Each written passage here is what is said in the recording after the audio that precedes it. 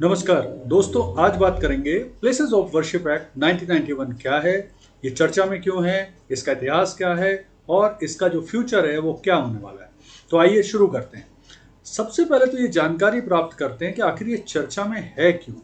तो देखिए, ये चर्चा में इस तरह से आया प्लेसेस ऑफ वर्शिप एक्ट कि हाल में ही वाराणसी के एक स्थानीय कोर्ट ने जो काशी विश्वनाथ मंदिर परिसर में स्थित ज्ञानवापी मस्जिद है उसके परिसर के सर्वे वीडियोग्राफी की परमिशन दी, जिसके कारण ये मुद्दा पुनः चर्चा में आ गया। अब पहले इतिहास जानते हैं कि आखिर काशी का जो विश्वनाथ मंदिर है उसका निर्माण कब हुआ, उसके बारे में थोड़ा सा जानकारी प्राप्त करते हैं। तो देखिए, काशी विश्वनाथ मंदिर देश के जो प्रसिद्ध 12 ज्योतिर्लिंग हैं उनमें से एक है और काशी विश्वनाथ मंदिर का हिंदू धर्म में एक विशिष्ट स्थान है। ऐसा माना जाता है कि इस मंदिर में एक बार दर्शन करने और तत्पश्चात गंगा नदी में स्नान अगर कर लिया जाए तो पूर्णतः मोक्ष की प्राप्ति होती है, जो कि हिंदू धर्म का अल्टीमेट लक्ष्य माना जाता है। देखिए, काशी विश्वनाथ मंदिर का निर्माण माना जाता है कि चौथी पांचवी शताब्दी के दौरान जो गुप्त काल उस समय चल रहा था उसमें हुआ था और जो प्रसिद्ध गुप्त सम्राट थे चंद्रगुप्त द्वितीय, उनके द्वारा यह मंदिर का निर्माण कराया गया था। इसके बाद 11वीं शताब्दी में इस मंदिर का जीर्णोद्धार राजा हरिश्चंद्र के द्वारा कराया गया और 1776-78 में जो रानी अहिल्याबाई थी, उन्होंने ही ज्ञानवापी मंदिर के ठीक बगल में दोबारा काशी का जो विश्वनाथ मंदिर है उसका निर्माण कराया। और यहाँ ये भी ध्यान रखना आवश्यक है कि महाराज रणजीत सिंह द्वारा, जो सिख राजा थे, उन्होंने 1853 में 800 से 1000 किलोग्राम शुद्ध सोने की एक परत भी काशी विश्वनाथ मंदिर के ऊपरी भाग में कराई थी। अब थोड़ा सा देख लेते हैं कि ज्ञानवापी मंदिर का इतिहास क्या है। तो देखिए, ऐसा है कि काशी विश्वनाथ मंदिर को कई बार तोड़ा गया, पुनः बनाया गया। तो इसमें सबसे पहले 1194-97 के बीच में जो मोहम्मद गौरी थे, उनके आदेश पर काशी विश्वनाथ मंदिर को तोड़ा गया था। फिर साल 1447 में पुनः इसे जौनपुर के एक सुल्तान थे महमूद शाह, उन्होंने भी तोड़ा था। हालांकि बाद में अकबर ने इसका कुछ पुनर्निर्माण कराया था, ऐसा इतिहास में लिखा हुआ है। इसके बाद कई बार और मंदिर तोड़ा जोड़ा, ये सब प्रोसेस चलता रहा, लेकिन फाइनली 1669 में आखिरी बार औरंगजेब, जो मुगल राजा था, उसने ये मंदिर तोड़ा और यही मंदिर परिसर में एक ज्ञानवापी मंदिर का निर्माण कर रहा। ज्ञानवापी मंदिर, ये नाम ऐसे पड़ा कि वहां पर एक कुआं स्थित है ज्ञानवापी नाम से, जिसके कारण इस मस्जिद का नाम पड़ा।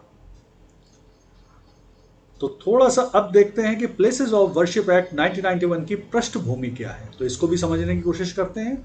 देखिए, ये बात चल रही है 1991 की। देखिए, 1991 के दौरान क्या था कि जो राम मंदिर का मुद्दा था वो बहुत ज़्यादा जोरों शोरों से पूरे देश में चल रहा था। इसको लेकर बहुत सारी यात्राएं निकाली जा रही थी देश में। विशेष तौर पर बीजेपी के जो लीडर थे लाल कृष्ण आडवाणी, उनके द्वारा पूरे देश में रथ यात्रा का एक आयोजन किया गया था। बहुत सारे आंदोलन हो रहे थे और जिसको लेकर सरकार भी काफ़ी चिंतित थी। केंद्र सरकार उस समय जो थी वो कांग्रेस की थी और उसमें प्रधानमंत्री थे नरसिम्हा राव। तो काफ़ी जो इस पृष्ठभूमि में सरकार के ऊपर काफ़ी दबाव बढ़ने लगा कि वो किसी तरह से इस मुद्दे का सुलझाने का प्रयास करें या इस मुद्दे को एज इट इज़ रखने की कोशिश करें या इसमें एक न्यूट्रल रुख अपनाएं। तो इन्हीं सब चीज़ों के मद्देनजर एक ये प्लेसेस ऑफ वर्शिप एक्ट 1991 का गठन किया गया। इसमें क्या प्रावधान किए गए? तो इस कानून के अंतर्गत ये प्रावधान किए गए कि 15 अगस्त 1947 से पहले जो भी धर्म या उपासना स्थल है और उस धर्म या उपासना स्थल को अब दूसरे धर्म या उपासना स्थल में नहीं बदला जा सकता। यानी 15 अगस्त 1947 की स्थिति में जो भी उपासना स्थल भले वो कन्वर्ट करके बनाया गया हो, लेकिन अगर 15 अगस्त 1947 की स्थिति में वो धर्म या उपासना स्थल जो भी है वो आगे भी वही रहेगा, अब उसे बदला नहीं जा सकता। अगर कोई आदमी ऐसा प्रयास करेगा तो उसे कानूनन सजा दी जाएगी। यानी 15 अगस्त के पश्चात जो धार्मिक स्थल जिस स्वरूप में है वो उसी स्वरूप में रहेगा। ये प्रमुख रूप से कहता है प्लेसेस ऑफ वर्शिप एक्ट 1991। इसके अन्य प्रमुख प्रावधान देख लेते हैं। तो अन्य प्रमुख प्रावधान क्या है कि इन धार्मिक स्थल के ढांचे में किसी तरह का बदलाव नहीं किया जा सकता, ना इन्हें तोड़ा जा सकता है, ना नया निर्माण किया जा सकता है।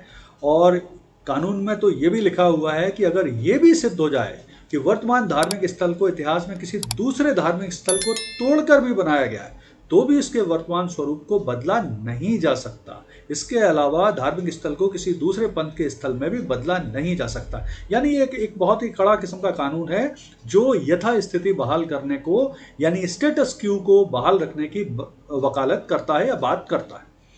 लेकिन इसमें एक अपवाद है, एक एक्सेप्शन है। वो एक्सेप्शन ये है कि जो अयोध्या मंदिर विवाद था उसे इस जो प्लेसेस ऑफ वर्शिप एक्ट है इससे अलग रखा गया था, क्योंकि ये जो विवाद था वो काफ़ी लंबे समय से चल रहा था। तो ये एक लौता अपवाद है।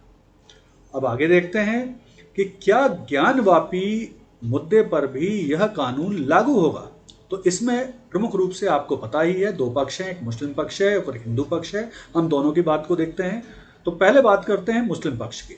मुस्लिम पक्ष का कहना है कि जब प्लेसेस ऑफ वर्शिप एक्ट 1991 एक कानून बन चुका है तो उसके दायरे में सभी स्थल आएंगे। दूसरा, उनके अनुसार ज्ञानवापी मस्जिद के परिसर में जो अदालत ने सर्वे या वीडियोग्राफी के लिए बोला है वो तो ये जो प्लेसेस ऑफ वर्शिप एक्ट है इसका उल्लंघन है। फिर प्लेसेस ऑफ वर्शिप एक्ट की धारा 3 के मुताबिक 15 अगस्त 1947 के दिन जो धार्मिक स्थल जिस अवस्था में था अब उसे बदला भी नहीं जा सकता। और धारा 4 के मुताबिक ऐसे धार्मिक स्थलों की प्रकृति को भी बदला नहीं जा सकता। इसका क्या मतलब हुआ कि 15 अगस्त 47 को अगर कोई इमारत मंदिर थी तो मस्जिद में नहीं परिवर्तित की जा सकती, और अगर वो मस्जिद थी तो उसे मंदिर में परिवर्तित नहीं किया जा सकता। कानून की धारा में एक ही अपवाद है, वो है राम जन्मभूमि बाबरी मस्जिद विवाद, जो तो ऑलरेडी हल हो ही चुका है। अब हम बात करते हैं हिंदू पक्ष क्या कहता है इस बारे में।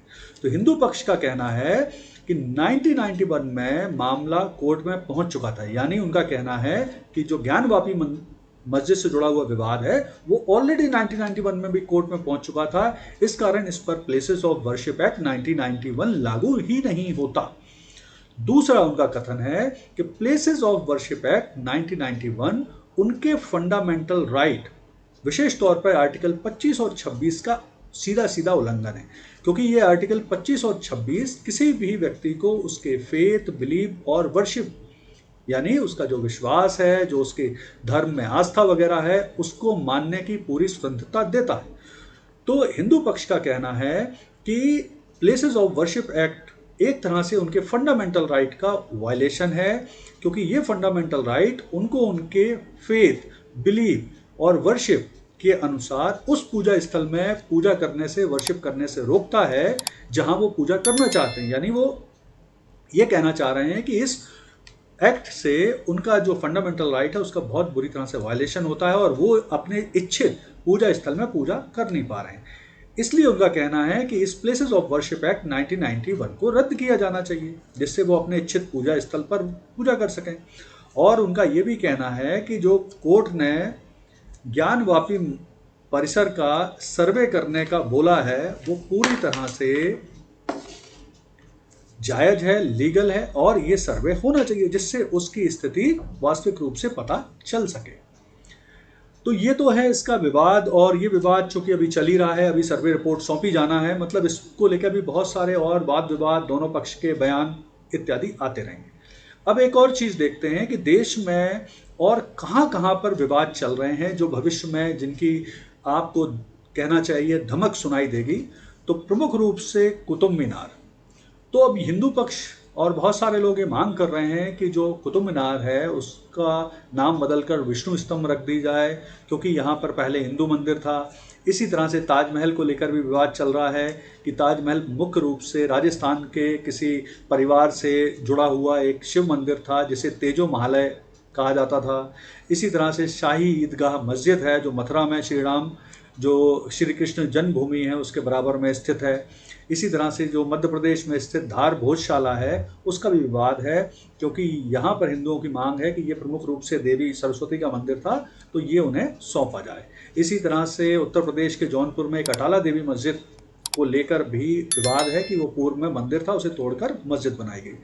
तो ये प्रमुख रूप से जो वर्शिप एक्ट 1991 से जुड़े हुए प्रावधान हैं, जानकारी है। उम्मीद है जानकारी आपको पसंद आई होगी।